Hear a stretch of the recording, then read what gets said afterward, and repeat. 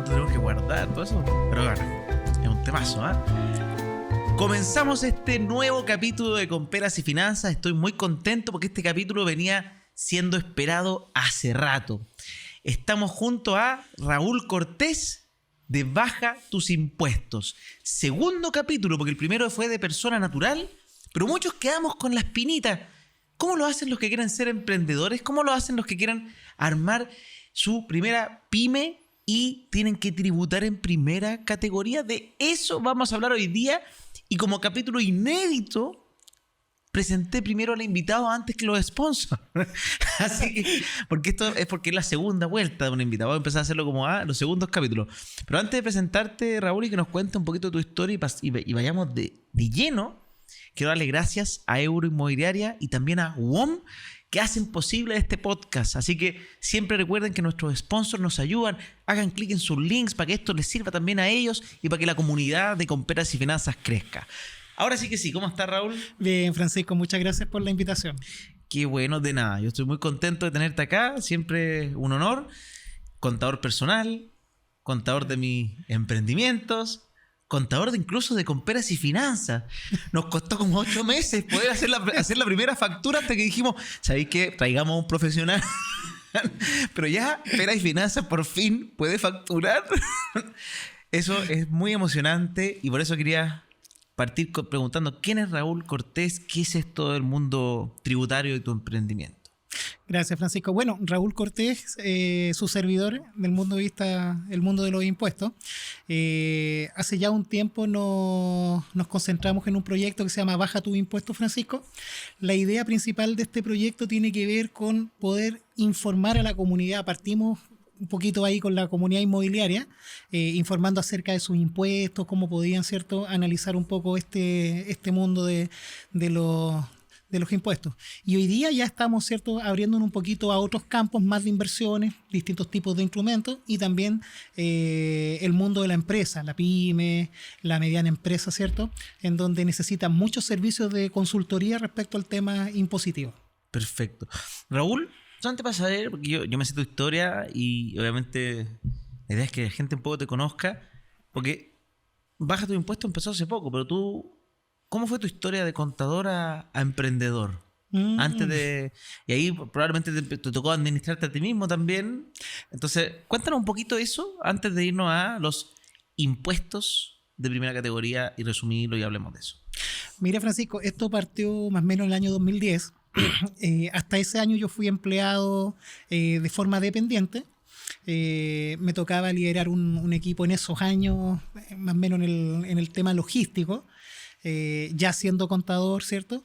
Y por esas cosas de la vida tuve que salir de la empresa de forma intempestiva y de un día para otro me encontré sin trabajo, pega. sin pega. Y como, ¿Hijos en esa época? Mira, justo había nacido mi primera hija. O sea, está ahí con Sí, la gota no, ahí. viejo, tenía, bueno, recién me había comprado la casa, un auto, la niña nueva, viejo, y lo que sucede en ese punto de mi vida es, ¡pah! Llegó la Hola, mi amor, cesantía. no tengo pega. Mi amor, no tengo pega. ¿Ella trabajaba? Mi señora trabajaba, sí, ella es profesora, ella trabaja. Y bueno, y empezó ahí la odisea de salir a buscar oportunidades, llamamos a muchos amigos que teníamos como que Tiré currículum para todos lados. Tiré currículum para todos lados y pucha, ¿sabes qué? No sé qué fue lo que ocurrió, que no pude pillar pega durante 7 meses. O sea, yo me levantaba a la hora que me levantaba cuando era trabajador y llegaba a la casa, viejo, trabajé, hice lo mismo que hacía en el trabajo durante 7 meses. O sea, estuviste 7 meses trabajando para buscar pega. Trabajando para buscar pega y no la encontré. Y tú decías acá esto... Aquí hay algo que está interrumpiendo que yo pueda volver a tener un empleo. O sea, yo llegué a determinar eso. Llegué a determinar de que por esfuerzo... Y comiéndote los ahorros. Sí, ahí nos comimos tarjeta de crédito. Bueno, ahorro, tarjeta de llegaste crédito. en deuda. O sea, Sí, estabas pasándolo mal entonces. Sí, ya estábamos ya con las arcas demasiado abajo. Bueno, ¿y cuál es el punto, Francisco? En un momento me encontré, miré para el cielo y dije, bueno, ¿qué hago? A ver, ¿cuál es la opción?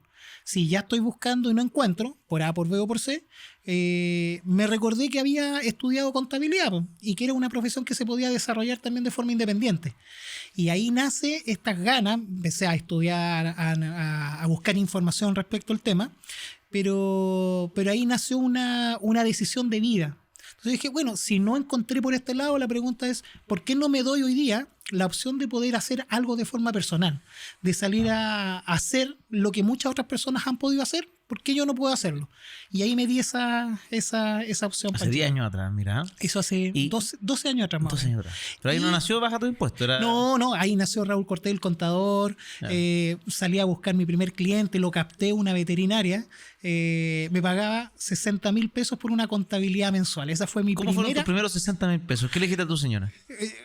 Bueno, ¿fue feliz o fue sentimiento encontrado, Francisco? Porque en realidad para mí era un orgullo haber encontrado un cliente, haberlo captado, haber hecho el trabajo, haberle emitido mi primera boleta de honorario, y cuando yo llego a la casa le digo, mi amor, mira lo que ocurre, 60.000 pesos. Y yo venía ganando otro sueldo que era muy distinto a ese. Entonces mi señora, entre que me apoyaba y me decía, me tiraba para arriba, eso, ya, qué bueno, hijo, pero 60.000 pesos... Entonces ahí le dije, mi amor, dame la oportunidad de poder ser independiente, no te voy a defraudar. Y solamente dame un poco de tiempo porque esto lo vamos a revertir. Ya llevamos 7 meses, yo creo que me dijo eso. Bueno, cuento corto, Francisco. Después que decidí eso, como que los astros se juntaron. No sé qué ocurrió, Francisco. El secreto. Yo siempre digo, ese libro tiene muchas cosas que uno puede a veces como enojarse porque suena como medio fantástico, pero el concepto es... ¿Sí?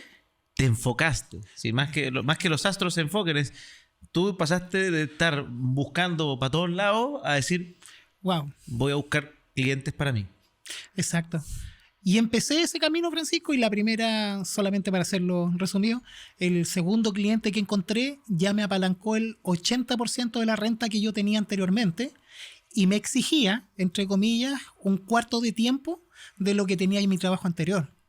Entonces, ¿qué es lo que encontré dentro de la estrategia? De que habían personas que estaban dispuestas a valorar más tu tiempo respecto del monto o respecto de lo que hacer en vez del tiempo que tú tenías que consumir. Cuento corto, en 2 meses, después de haber pasado ese punto de inflexión de decisión de trabajar dependiente, yo ya estaba ganando 2 veces lo que ganaba de forma dependiente y utilizando 3/4 partes del tiempo productivo. Qué interesante. Mira, el mundo ojo que no siempre es así. No creo que todo el mundo diga, mañana mismo me salgo y voy a ganar el doble. No, pero obviamente dependiendo. Y acá donde uno tiene que aprender si sus habilidades, lo que estudió, lo que aprendió, se valora, obviamente. Y uno puede conseguir eso. Pero me encanta la historia de emprendimiento porque son muy emocionantes. A mí me costó mucho emprender, mucho. Wow. Y soltar el tete ahí. Sí, porque yo estuve harto tiempo hasta que salí, en el fondo. Wow. Pero ahora vámonos, te tocó emprender, te tocó empezar a administrar tus propias finanzas personales, tus propios impuestos. Sí. Y cuéntanos, vámonos ahí al punto de inflexión de los impuestos de primera categoría. Tú partiste boleteando, eso ahí era... Eso es impuesto personal. El impuesto personal, sí, común. Global complementario directo, segunda categoría para todos los que nos... ¿Qué es lo que es global complementario igual para hacer un repaso así? Bueno, Pachito, global complementario es un impuesto que grava los ingresos. Es un impuesto que tiene, ¿cierto?, por finalidad gravar el ingreso de las personas. Por lo tanto, cada peso que nosotros ganamos durante el año en las distintas formas que lo hacemos, boleta de honorario, remuneraciones, arriendos, instrumentos o ganancias sobre instrumentos de inversión, todo esto se acumula en un gran pozo, ¿cierto? Y ese gran pozo va a buscar una tasa o un tramo de impuestos respectivos. El impuesto global complementario es un impuesto proporcional. Mientras más gano, más pago. Progresivo. ¿Ya? Es progresivo, disculpa. Me van a retar mis profesores. Entonces, como es un impuesto progresivo, la lógica es que mientras más ganas, tú más pagas. Entonces, pero este es un impuesto que grava solo a las personas. Ya. Entonces... Ya está ahí, tú estabas como persona. Yo estaba como persona, trabajaba, ya me había hecho mi renta, ya tenía mi calendario. Ya tramo el 40. No, todavía no. Pero bien, está ahí subiendo de a poquito, sí, en los tramos. Y habían estrategias, disculpa, también para no llegar a tramos más altos. A ver, cuéntanos un par de estrategias. A veces ¿APB? Sí, uno era APB, 55 bis. En 55 bis, para quien no lo conoce, es un beneficio tributario de que lo que tú pagas por intereses de crédito hipotecario puedes descontarlo de tu global complementario. Entonces tu tramo baja. Efectivamente. Y el APB es la misma lógica, el régimen B. Sí. Bueno, y ahí también nace la posibilidad posteriormente de constituir una sociedad y trasladar, ¿cierto? O tratar de trabajar los ingresos por dos fuentes. Uno por la fuente de primera categoría y otro por la fuente de personas. Que eso es lo que me recomendaste a mí en su minuto, que era cuando uno empieza a tener cierto nivel de ingreso, oye, ¿con cuánto puedes vivir? Que ese sea tu sueldo y el resto que se quede en la empresa. Exacto. Reinvirtiéndose, ocupándose, creciendo, qué sé yo. Efectivamente. Y ahí cuando uno forma una empresa, porque por ejemplo nos pasó también ahora con Pera y Finanzas, porque estamos empezando a tener ingresos, estamos teniendo auspiciadores, y de repente uno ve que los impuestos a la empresa son un 27%. Entonces, ¿cuáles son cuando uno va a primera categoría? Primero, si me nos puede ayudar a definir qué es lo que es la primera categoría y cuáles son los impuestos que tiene. Lo más general posible. Yo sé que siempre es específico, sí, pero tratemos de ir de lo general y después te hago preguntas quizás particulares con casos conocidos. Bueno, mira, el impuesto de primera categoría, Francisco, es un impuesto que grava el capital, las acciones. Un poco el objetivo o la gran diferencia entre primera y segunda, que la segunda categoría grava el intelecto, ¿ya? El desarrollo particular del esfuerzo de la persona. En cambio, el mundo de primera categoría grava el capital, ¿ya? Como primer ente de desarrollo de negocio. Eso es lo que busca un poco la estructura de primera categoría. Entonces, cuando hablamos de este tipo de impuestos, hablamos de que es un impuesto que grava las utilidades que generan las personas jurídicas o empresarios individuales en función al desarrollo cotidiano de su actividad de negocio. Entonces, el caso particular, ¿cierto?, de Pera y Finanzas, como tomarlo como ejemplo, hoy día el impuesto de primera categoría gravaría la utilidad que puede desarrollar este cuerpo jurídico, ¿cierto?, que se llama Pera y Finanzas. Y cuando hablamos de utilidad, la función de utilidad tiene dos componentes antes de poder entender qué es lo que es una ganancia. El primer componente es los ingresos, ¿ya? Eso sería, por ejemplo, ahí cada uno tiene que ver su propio caso, pero en nuestro caso sería los ingresos por auspicio. Por auspicio, ¿cierto? Por auspicio serían las facturas que en este caso emite la empresa. ¿Y cuáles serían los costos que podemos descontar? Bueno, sería el desgaste de los activos fijos, que nosotros lo llamamos depreciación, ¿cierto? Que estos se compraron antes, así. Bueno, hay cosas que reparar. Bueno, los mismos sueldos, honorarios, el arriendo, ¿cierto?, de todo lo que es infraestructura. Un poco lo que busca el impuesto de primera categoría, Francisco, es gravar el concepto de renta, lo que genera la empresa. Si la empresa no genera renta, o sea, no tiene utilidades, en estricto rigor no se debería pagar impuestos. En cambio, ¿cierto?, las empresas que sí generan utilidades, se paga un impuesto sobre la ganancia que genera y no sobre el ingreso que se produce. Que eso sí pasa en la segunda categoría. Que eso sí pasa en segunda categoría y en el impuesto global complementario. Del impuesto global complementario no puedo rebajar casi ningún, entre comillas, beneficio tributario, o no puedo descontar ningún gasto que me haya generado la posibilidad de generar esa renta, porque aquí hay cosas que son obvias, ¿cierto? Para poder generar un peso, yo tengo que generar una inversión que es el gasto para poder generar ese peso. Sí, puedo comprar, en este caso no sé, equipo, los sillones, el lugar, la edición, hay gastos para poder producir esto. Efectivamente, entonces la lógica del impuesto de primera categoría tiene que ver con eso, tiene que ver con gravar la utilidad de la empresa. Y esa es la gran diferencia entre el impuesto personal, que el impuesto personal te grava cada peso que te ingresa, ¿cierto?, a tu, con algunas franquicias tributarias a tu bolsillo. Sí, que esa la vimos en el capítulo anterior. El que no lo ha visto, busque Raúl Cortés, Francisco Ackerman, y va a llegar al primer capítulo que hablamos de las personas naturales, por si acaso, si alguien está ahí perdido en ese mundo. Sí. Si tú analizas estos dos mundos, hay un mundo mucho más restrictivo del punto de vista persona que respecto del mundo empresa, ¿ya? De hecho, la base normativa de todas las empresas está en el artículo 29 al 31 de la ley de la renta. El que quiera estudiar por ahí, qué es lo que se puede rebajar, cuáles son los gastos que considera la ley como gastos aceptados, están todos en el artículo 31. ¿Ya? ¿Estos cafés que nos trajiste los pudiste rebajar? ¿Los compraste como persona? Los compré como persona. Pero existe un procedimiento ahí que se llama rendición de gasto, que también podemos revisar. Lo que pasa es que el concepto de gasto, Pancho, ahora sin ponernos técnicos, pero hoy día el gasto se acepta cuando existe la aptitud de generar renta. Antiguamente, en la reforma pasada, el gasto se podía rebajar solamente si te generaba renta. Entonces son dos mundos totalmente opuestos. Porque WOM siempre se ha preocupado por tener los precios justos y democratizar en el mundo de los precios. Se une como sponsor a Comperas y Finanzas para también democratizar la educación financiera y que sea gratis para ti. Grande Euroinmobiliaria, que es parte de Comperas y Finanzas. Si estás buscando proyectos de inversión para cualquier tipo de bolsillo y en diversas comunas de la capital, Euroinmobiliaria es el lugar para ti. Simplemente únete al link que está abajo de estos videos y podrás encontrar quizás tu próxima oportunidad de inversión. Grande Euroinmobiliaria por ser parte de Comperas y Finanzas. Sí, porque hay cosas que no te generan renta al tiro. Por ejemplo, si yo tengo un almuerzo con un posible invitado que lo estoy tratando de atraer, ¿eso se podría considerar un gasto? Eso se considera como un gasto de representación, podríamos pasarlo, porque tiene, entre comillas, lo que te digo, en el ADN está la aptitud de la generación de la renta futura. Se vienen los almuerzos de equipo con invitados. Restringido, sí, restringido. Restringido, sí. Pero como te digo, esa apertura la dio la última modificación de la reforma tributaria, que fue la modernización. Ese era el problema, ejemplo, de las grandes o de las empresas que, ejemplo, desarrollaban investigación y desarrollo. Empresas que desarrollaban investigación y desarrollo para mejorar o sus procesos productivos o buscar alternativas de negocio, no podían descontar los gastos que eso producía iba a generar esto. ingresos a futuro, pero en el minuto no. Exacto. Y la normativa te decía que el gasto tiene que ayudarte a generar la renta. Entonces, si tú estás hablando de un proyecto de inversión que lo vas a buscar durante 4, 5 años futuros en donde realmente se va a generar la renta, la normativa actual, con la normativa sí, la normativa actual no te lo permitía, entonces todo eso se consideraba gasto rechazado. Mira. Y no podías descontarlo de la base de tu ingreso, por lo tanto tú pagabas impuestos descontando este gasto rechazado. ¿Cuánto es el impuesto para las pymes? Si yo estoy empezando mi emprendimiento, no sé, ¿cuánto nos van a cobrar de impuestos? Mira, hagamos una gran separación. Ya. Nuestro sistema tributario chileno tiene dos análisis generales. Uno, lo que la ley llama como la gran empresa versus lo que la ley llama la pyme o la cláusula pyme, ¿ya? Todo esto está en el artículo 14 de la Ley de Impuesto a la Renta.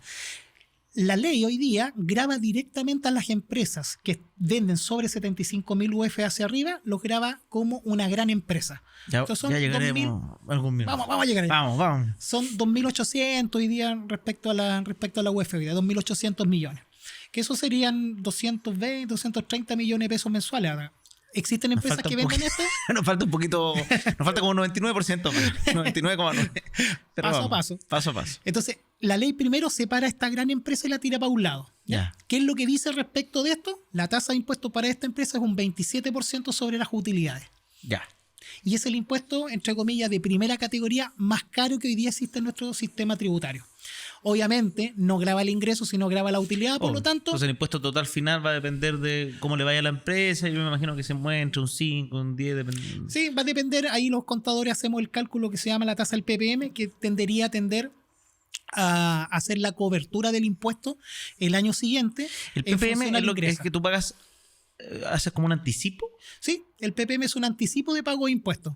Por lo tanto, cuando las empresas lo pagan de forma mensual, lo que están haciendo es que están depositando en una cuenta de ahorro, digámoslo así, afecta a inflación, ¿ya? ¿Y te lo consideran una inflación? Te consideran inflación. Tenemos que hacer PPM. Por lo tanto, te lo actualizan. Más inteligente que tener en la cuenta y votar.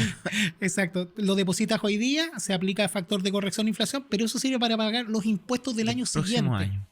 Entonces, es muy bueno. ¿Y es opcional el PPM? ¿Yo puedo poner harto, poco o es estándar? Existen dos mecanismos, el obligatorio y el voluntario. El obligatorio es un porcentaje que esto... La base de cálculo está en una circular, no me acuerdo ahora el nombre, pero está en una circular en donde en estricto rigor tomamos la rentabilidad del año pasado y la dividimos por la venta. Eso te va a dar una tasa. Esa es la tasa que se tiene que respetar todos los meses hasta que cambie el año siguiente. El cambio del PPM es como en el mes de mayo. Y cuando soy empresa nueva que todavía no tengo venta, ¿no pago PPM? Sí, pues te pueden grabar el mínimo, que es un 0.25% de los ingresos. Ya. O sea, tú partes sí o sí pagando un PPM. ¿Cuáles son las personas que están exentas de pagar PPM? Son las empresas que tributan en primera categoría que tienen pérdida tributaria acumulada. ¿Ya? Si una empresa tiene pérdida tributaria, esa empresa al año siguiente no va a pagar PPM.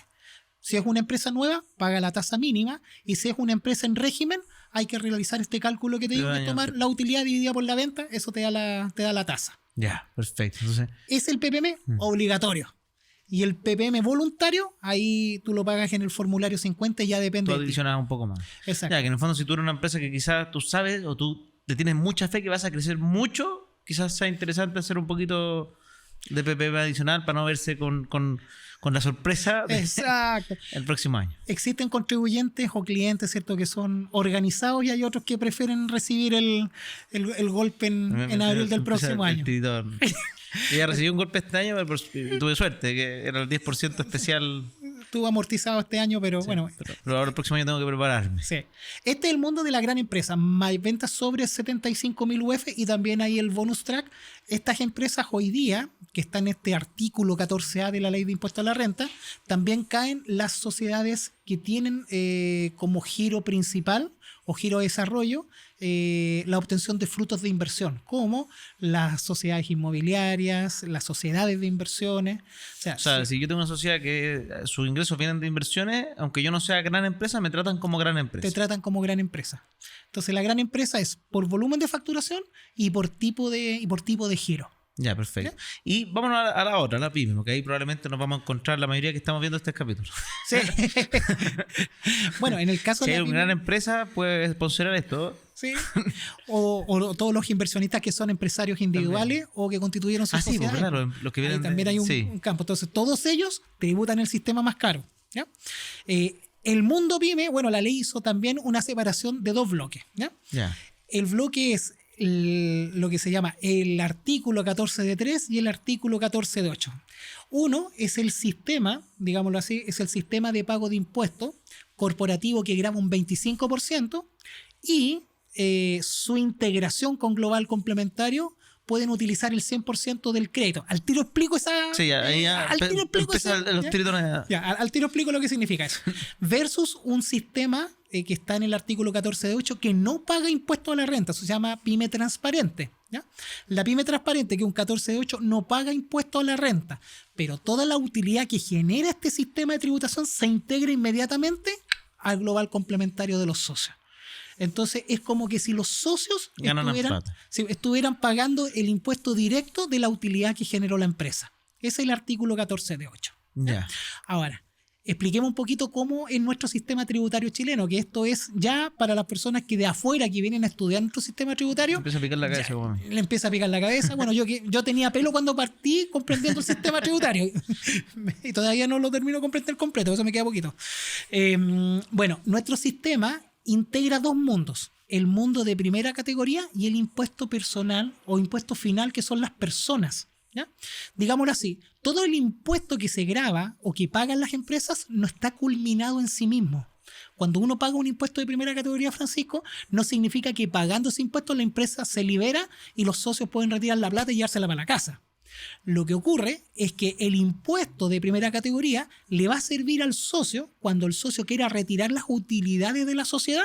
El impuesto que pagó la empresa le va a servir al socio para poder hacer un pago anticipado de sus impuestos o va a poder recuperar parte de lo... La utilidad que yo retiro igual me va a entrar a mi global complementario, pero voy a tener ese 25 que ya pagué.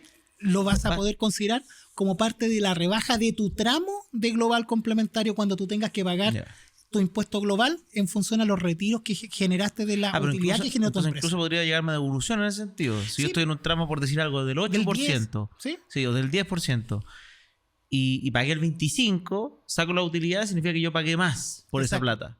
Y ahí me debían devolver.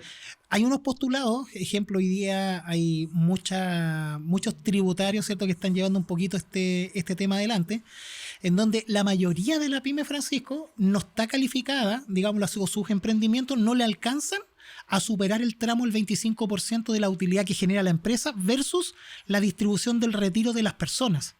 Entonces, ¿qué es lo que se postula y por qué, ejemplo, en tiempos de pandemia partió este beneficio del 10% de la tasa de impuesto de primera categoría en las personas? Es porque la mayoría de las personas que tienen empresas, sus globales complementarios no son altos. Por lo tanto, ¿qué es lo que ocurre? La empresa, si se grava con un 25% de impuesto, el fisco estaría recibiendo dineros que en abril del próximo año tienen que devolverle a las personas. Entonces, si tú lo miras desde el punto de vista del emprendimiento, esa es una disminución del flujo de caja de la empresa y te permitiría hacer menos negocio. Sí. Entonces, ¿qué es lo que postulan hoy día los estudios especializados en temas tributarios como, no sé, por la Soledad Recabarren? Ella dice que hoy día nuestro sistema tributario, en el caso de la pyme, en este caso de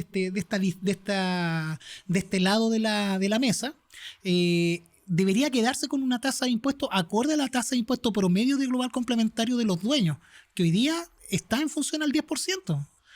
¿Para qué? Para que la empresa no tenga un estrés de caja y tenga que estar pagando PPMs todos los meses. Pero hoy día no es así. Eso es una idea, en el fondo. Eso es una idea y esto está, como te digo, esto se conversa hoy día en mesas de análisis tributario todos los días. ¿Por qué? Pues lo que necesita hoy día la pyme es liquidez. Entonces, si tú le sacas liquidez en función a un impuesto que el día de mañana el fisco va a tener que devolver, en realidad estás restando posibilidad de negocio, ¿cierto? Posibilidad de negocio de la pyme hoy día. Para poder usar esa caja para alguna cosa. Efectivamente. Entonces, el impuesto de primera categoría versus el impuesto global complementario van de la mano. Esto es un carril que va totalmente de la mano. Entonces, ¿qué es lo que ocurre? En el sistema pyme, los impuestos que pagó la empresa, si el socio retiró la utilidad, va a poder tomar todo este impuesto y descontarlo al monto de impuesto que le resulte de su cálculo de global complementario.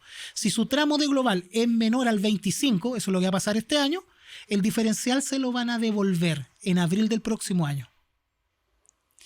Y en el caso del pyme transparente que le decía recién el 14 de 8, ellos no pagan impuestos de primera categoría, pero la utilidad que genera la empresa se va inmediatamente a su global complementario. Por lo tanto, si el global complementario de la persona que trabaja en el pyme transparente tiene una tasa de un 8%, es la persona quien va a pagar ese 8% de impuestos y no la sociedad. Y no va a tener que anticipar, ¿cierto?, un monto de impuestos gigantesco como lo que está ocurriendo o lo que va a ocurrir hoy día respecto de todas las empresas que son 14 de 3. Entre ellas, médicos, abogados, contadores, el comercio, empresas de transporte de carga. Hay un montón de giros de negocio que hoy día salieron de la tasa del 10% por el beneficio Piñera, o el beneficio, ¿cierto?, de la ley COVID, y van a pasar inmediatamente a un 25%. Por lo tanto, todos los PPMs que empecemos a pagar hoy día... Pues yo el 10% fue como... Y ahora es más del doble lo que voy a tener que pagar el próximo año. Efectivamente, entonces ahí es donde está la implicancia. Y solamente para terminar el punto, Francisco, y se me olvidó explicarlo en el punto de la primera categoría, las empresas que tributan en primera categoría tienen un peaje, ¿ya? Tienen un gravamen adicional a lo que acabamos de conversar. Si una empresa de primera categoría genera utilidades y estas utilidades los socios la reciben, el impuesto que pagó la empresa, el socio solamente puede recuperar un 65% del impuesto que pagó la empresa. Por lo tanto, va a tener que restituirle al Estado el otro 35% del impuesto que pagó la empresa. Eso pasa mucho para que, si queremos entender, ejemplo, el formulario 22, si yo soy hoy día un inversionista en acciones, eso es lo que ocurre hoy día respecto de las acciones que me dan dividendos si las acciones son chilenas. Entonces, cuando vemos nuestro formulario, hay una partecita que se llama restitución. Esa restitución es el 35% del crédito o del impuesto que pagó, entre comillas, la empresa, que yo tengo que devolvérselo al Estado en función a este peaje que generó la última reforma. Bueno, esa fue la reforma tributaria de Michelle Bachelet. Entonces, el sistema tributario integrado, el más caro es el 14A. ¿Por qué? Porque tiene una tasa de un 27% y adicionalmente el impuesto que paga la empresa solamente se puede recuperar hasta un 65% y el otro 35%, el contribuyente que lo ocupa tiene que pagarlo. En el mundo PYME, la tasa máxima este año es un 25%, pero puede integrar ese 25% a un 100% en función de sus impuestos finales cuando se integra el retiro o el dividendo con el global complementario. Mira qué interesante, ¿eh? Oye, uno empieza a marearse, ¿eh? Mira. Es un tema, pero... Y solamente como resumen, el sistema tributario del artículo 14A, disculpen chiquillos que sea tan técnico, pero tengamos claro lo siguiente. El 14A puede llegar a una tasa máxima de tributación de un 44.15% en el año. Por lo tanto, ¿cuánto me costaría a mí como persona, empresario que tributa en el 14A, que gano dinero y estoy en el tramo marginal, ¿cierto?, más alto, que es el 40% de global complementario? Si todas mis rentas provienen de retiro de utilidad, mi tasa final de impuesto puede ser un 44.15%, o sea, casi la mitad de la torta. Qué impresionante. Qué impresionante. Hay cosas que hay que ir aprendiendo, pero eso me imagino que una persona que genera alta renta en ese punto. Exacto. Porque tiene que estar personalmente en el tramo del 40 y que pase esto de que no puede devolver todo y ahí queda como la torta en el fondo, por así decirlo, en ese caso. Es el tramo marginal, la tasa más alta hoy día. Ya, perfecto. Ahora, ¿existen beneficios tributarios? Así como en el mundo empresario, o sea, en el mundo persona natural, que está el DFL2, en el mundo de las propiedades, el 55 bis, el 27 bis, no, ese de acá. Ya, después vamos a eso. Está también lo de la PB. Hay unas cosas que te ayudan en el mundo como persona. Como empresa, ¿hay alguna aparte de tener que pagar 25 tu utilidad, que obviamente ya es interesante que uno pueda descontar todos los gastos que corresponde, pero existe alguna franquicia tributaria interesante que hay que tener en cuenta? Sí, Francisco. De hecho, yo te diría que las franquicias que el gobierno coloca, que son cuantitativamente más, que impactan más que en el número, son en el mundo de primera categoría. Ejemplo de ella, el artículo 14 letra E, que es una franquicia respecto de la reinversión. ¿Ya? Volvamos atrás. Una empresa que genera utilidad tiene dos caminos, ¿cierto?, para poder extinguir esa utilidad. Uno es el camino de entregársela a su socio y a su dueño para que su dueño la gaste y la consuma, ¿cierto? Y segundo es dejarlo dentro de la empresa, y si lo deja dentro de la empresa se considera como reinversión. ¿Ya? Esa reinversión que está dentro de la empresa, la idea que tiene la ley es no gravarla con impuestos. ¿Por qué? Porque esa reinversión dentro de la empresa va a generar más ingresos. Todas las empresas tienen una tasa de utilidad, por lo tanto, a lo menos esa tasa debería generarla, dependiendo la madurez del negocio. Pero en el caso particular de ese beneficio es 5.000 UF, que esos son 180 millones de pesos. Es un tope. Ese es el tope, ¿ya? ¿Qué es lo que dice la ley? Si usted hoy día generó utilidad y no le distribuyó a sus socios, lo dejó como reinversión dentro de la empresa, usted puede descontar la mitad de la utilidad tributaria, que eso se llama renta líquida, con un tope de 5.000 UF. Entonces, ejemplo, Francisco, una empresa que ganó en el año 200 millones de pesos, ¿ya? 5.000 UF son 180 millones más o menos, ese es el tope. Entonces, lo que puede descontar esta persona es la mitad de la utilidad tributaria, con un tope de 180. Entonces, en el caso particular, si esta persona ganó 200, 100 los dejó al lado y va a pagar impuestos solo por 100. Por 100. Entonces, si tú lo analizas... Pero tienes que reinvertirlo, esa es la lógica. Esa es la lógica. Dejarlo dentro de la empresa y reinvertirlo. Si lo saca para afuera de la empresa... Paga impuestos. Paga impuestos. Pero ahí es donde tenemos nuestro primer análisis como tips a los emprendedores. Además, pues te ayuda un incentivo a crecer tu empresa. Exacto. Y eso es un poco el objetivo del es como nosotros fomento. Que acá empezamos a ganar plata y podemos, para ponerlo como un ejemplo concreto, supongamos que nos va súper bien con los sponsors y qué sé yo, ganamos 100 millones, 200 millones en un año, por decir algo así a extremo. Que ojalá. Nosotros dijéramos, oye, si nosotros no queremos hacernos millonarios acá, saquemos un sueldo para cada uno, que estemos felices, y el resto cambiamos todo el set, hacemos una cuestión de la NASA, que nos terminemos con una serie en Netflix, atención Netflix, y eso es reinversión para que crezca el emprendimiento, para que produzca más. Exacto.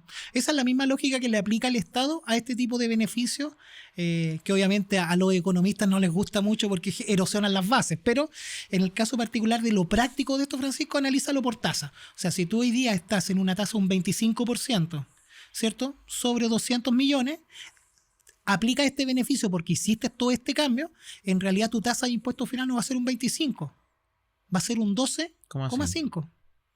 Entonces ahí es donde uno comienza a analizar y empieza a tomar decisiones como emprendedor, empresario, y empiezas a administrar tu negocio. Porque en vez de ¿Tienes que invertir en cosas solo del negocio o tú como empresa podés decir, oye, tenemos harta utilidad, ¿sabes qué? Aprovechemos de comprar una propiedad para la empresa para que tenga una renta adicional? ¿Eso también se considera como reinversión? También se considera reinversión. El tema se crea patrimonio. Sí, el tema es que no salga de la sociedad, o sea, que no salga del cuerpo de la sociedad. Después nos peleamos por la propiedad.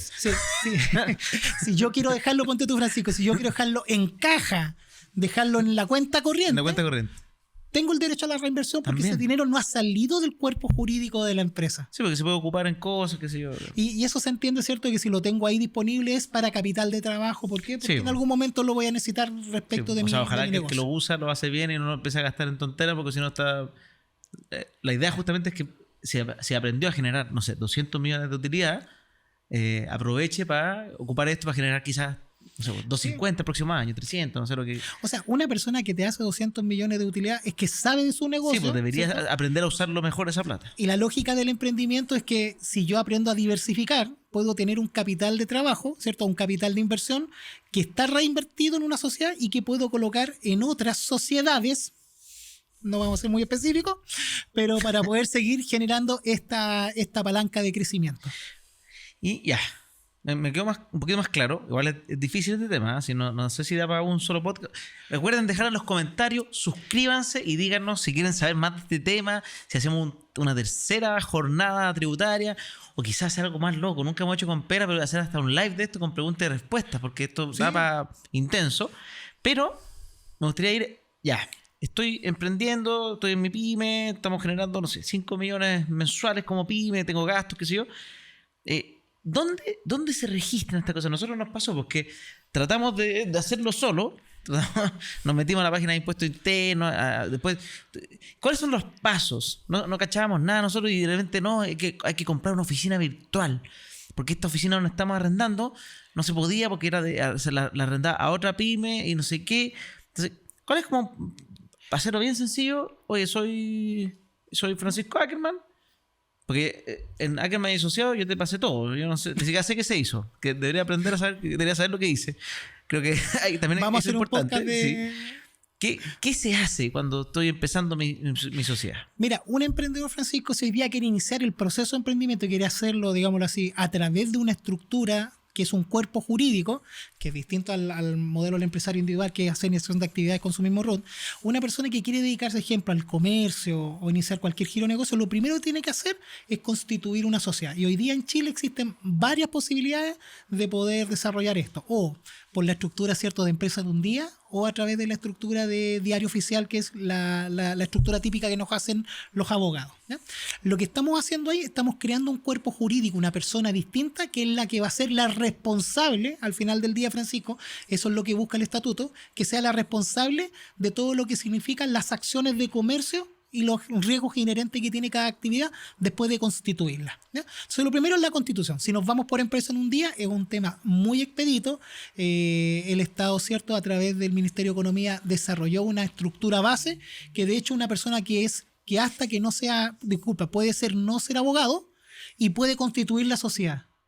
Y esa sociedad tiene tanta validez como la hecha que por parte de un abogado. Entonces, ¿qué es lo bueno de la sociedad en un día? Que cuando tú la constituyes se te emite el RUT al tiro. Entonces, lo único que te resta como proceso, después de constituir y afirmar al notario que te entreguen la sociedad, es hacer primero inicio de actividades. Ya. El inicio de actividad tenemos que tener muy claro el giro de negocio al que nos vamos a dedicar. Y ¿Uno puede tener varios giros? Uno puede tener varios giros. En el caso, si lo desarrollo por un cuerpo jurídico, tengo que tener claro que en el objeto tienen que ir todos. O sea, si quiero vender pan, quiero vender dulce, Si yo pongo varios giros, ¿es más plata? ¿Tengo que pagar más? ¿Algo así? No. Ya. No. La ley nos permite tener en el cuerpo de la escritura una infinidad de giros. Y en el servicio de impuesto interno, cuando hago el inicio de actividad y cito, ¿cierto?, la cantidad de giros a las cuales me voy a dedicar, tampoco me dice restrictivamente. Y tener muchos giros me puede afectar negativamente. Si yo, por ejemplo, en el podcast digo que hago pan, ¿me sirve de algo? ¿O es una tontera? El impuesto interno se fija que después, oye, ¿por qué Compera y Finanzas dice que hace pan? No, ahí más que nada ensuciaríamos la big data del servicio de impuestos internos. Pero no tiene una multa, no tiene nada asociado. Hacemos inicio de actividades, tener claro en el inicio de actividades, primero el domicilio, dónde se va a domiciliar este cuerpo jurídico, esta empresa. ¿Ya? Entonces, ¿qué es lo que me dice el fisco? Bueno, aquí hace una separación y una bifurcación. Si su actividad es exenta de IVA, no le va a colocar mucha traba al inicio de actividad si es que lo hago yo en mi casa. Yeah. Pero si la actividad que hago es afecta a IVA, me va a pedir un domicilio tributario en donde me encuentre, que es un poco la lógica, los 365 días, las 24 horas del día. Pero en teoría la gran mayoría de los emprendedores todavía no tienen oficina porque no tienen ni un ingreso casi y nos lanzamos muchas veces en la casa o en... Sí, en el caso particular, ponte tú de las sociedades que son productivas, y esto es un dato para los emprendedores, si tu sociedad es productiva y vas a hacer un emprendimiento en tu casa, existe la posibilidad de calificar tu emprendimiento como microempresa familiar.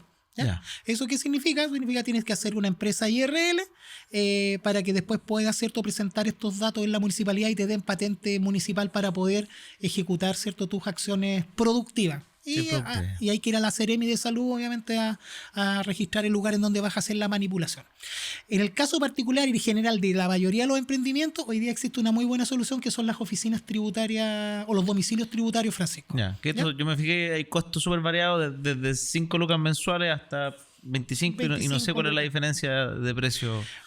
Más que nada es el nivel de servicio. En una puede que te llamen, en la otra puede que te manden un correo, en la donde pagas más pueden dejarte alguna cantidad de horas en alguna sala que tú puedas utilizar como tipo cowork, lo que sea. Entonces, tenemos que tener muy claro inicio de actividades después de la constitución de la sociedad. Después de eso, y solamente para finalizar, constituir los CIRRUT y toda la información que me va a pedir el banco para abrir la cuenta corriente y el desarrollo, ¿cierto?, de las actividades. Desarrollo, si es que mi actividad es afecta a IVA, tengo que cumplir con la verificación de actividad, que quizás esos son unos puntos ya más específicos, ¿ya? Me van a pedir el servicio de impuesto interno, una factura, ¿cierto?, para poder acreditar el giro de negocio. Si es que tengo una actividad productiva, me va a pedir, ejemplo, la factura de las compras de los implementos.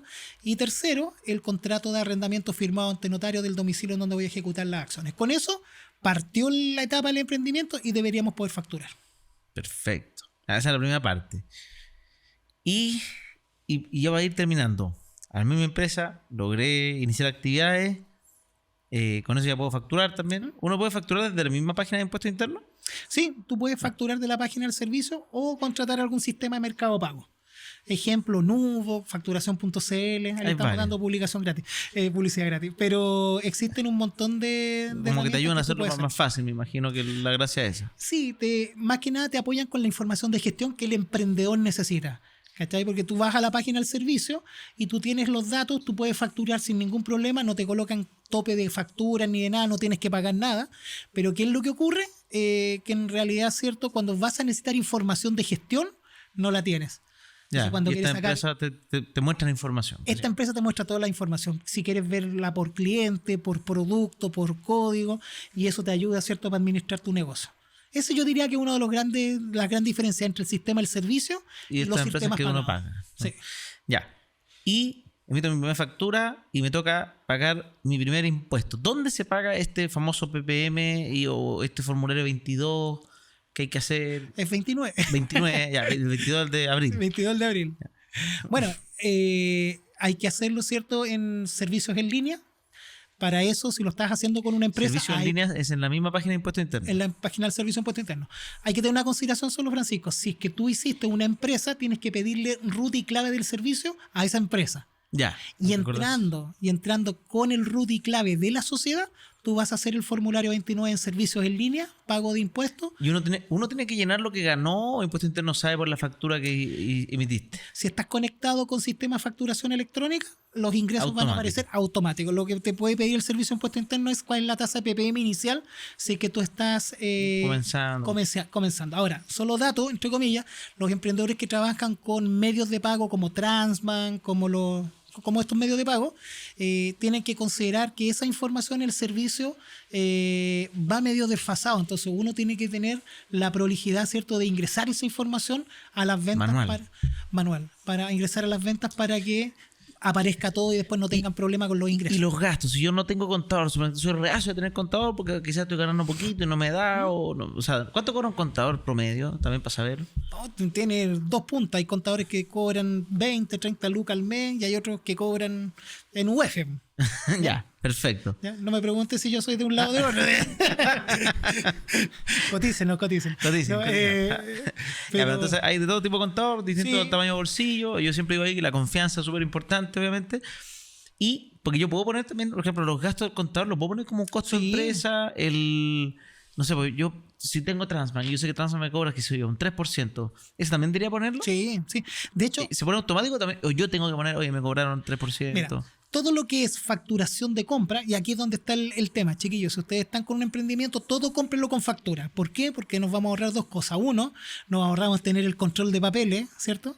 Y segundo, eso inmediatamente va a ir de forma automática en el formulario 29. Si yo tengo que comprar con la tarjeta de la empresa en ese caso. Tienes que comprar con la tarjeta de la empresa o facturar, ¿cierto? El medio de pago, ahí depende del contador, te puede asesorar. Pero en el caso particular, comprar todo con factura. ¿Por qué? Con factura, que eso. Porque tenemos derecho al crédito fiscal Segundo, el formulario se nutre de la información de forma automática. Y tercero, emito, ¿cierto?, menos papeles. Buenísimo. Oye, con eso yo ya estoy más tranquilo. Me gustó mucho lo que hablamos. Siento que queda para rato. Tenemos que hablar de la empresa también, interna. Pero nada, chicos, espero que este capítulo de Compera y Finanzas, que obviamente es un poquito más técnico, yo sé que a algunos quizás le llegó tuvieron que parar en algún rato o escucharlo 2 veces. Créeme que yo trataba de repetirlo en mi cabeza 2 veces. Pero lo importante es que vayamos aprendiendo de temas que son súper importantes, porque en el mundo de las inversiones también, ojo, que esto tiene mucho que ver con las inversiones. Si los ingresos por inversiones, tú también puedes decidir si quieres que te entren como persona natural o en la empresa. Y también cambian ahí las cosas, obviamente, porque uno va a pagar la utilidad máximo 25, ¿Sí? pero le puede meter gasto, qué sé yo. Pero imagínate, Francisco, que en el caso particular de los inversionistas, si hoy día deciden hacer su actividad de negocio, ahora, ojo, si es que pueden hacerlo, si lo hacen a través de una sociedad, su tasa de impuesto de primera categoría va a ser un 25. La tasa de global es un 40. O sea, ahí ya le estoy dando un tips respecto de tasas. Ya estamos pagando menos impuestos. Ya estamos haciendo un diferencial. Segundo, en Uno este dice mundo, eso como que siento que la gente se enoja cuando uno dice o pagando más o pagando menos impuestos, como se vuelve político al tiro. no, sí. No, Pero aparte de está la opción. Está la opción de hacerlo. Entonces, si hoy día tenemos una disminución de tasa, en esa disminución de tasa también podemos salir a hacer más inversiones. Sí, pues. Tenemos las franquicias de reinversión y bajamos un poco más. Entonces, estos son vehículos que ocupa el mercado y que, ojo, y esto lo quiero dejar súper bien claro, Francisco, esto no es elusión tributaria, esto no es una actividad ilícita, esto es planificarse y organizarse con lo que la ley hoy día dispone como herramienta para todos nosotros. Entonces, hay una gran diferencia entre pagar más o pagar menos, y radica netamente en el conocimiento de saber cómo utilizar estas estructuras para poder, ¿cierto?, llevar a cabo el sueño particular, sí, como todo en la vida, nosotros. siempre el que sabe menos paga más. ¿Sí?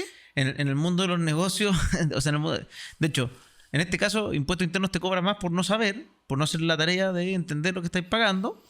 En el mundo, no sé, uno típico ve en el mundo cuando uno cacha nada de auto o de servicio de tecnología, el gallo que te está vendiendo te cobra lo que quiere. ¿Por qué? Por asimetría de información. Exacto. Que encuentro que está mal que te hagan eso, deberían decirte siempre todo como corresponde, pero pasa en todos lados. Entonces, si uno esa asimetría la va reduciendo, que ojalá partiera del que sabe más, el que dice cómo ven las cosas, pero en este caso, como eso no pasa siempre, uno es el que tiene que aprender para eliminar esa brecha o acortarla lo más posible y pagar lo justo, lo que corresponda, y lo que puedas hacer, las herramientas que te entrega impuestos internos, en este caso el Estado, a tu disposición para poder pagar algo correspondiente a tu nivel de ingresos según lo que estás y cómo estás ejecutando tus inversiones.